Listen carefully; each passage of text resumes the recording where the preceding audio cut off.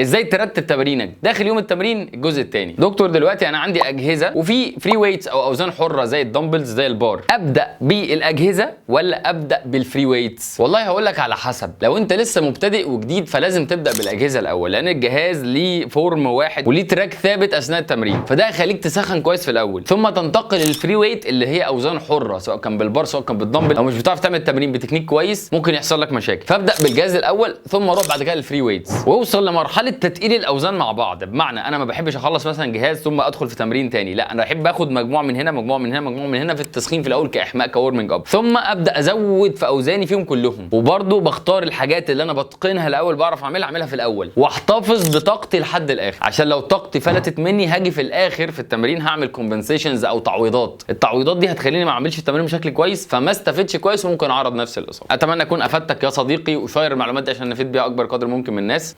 سلام عليكم.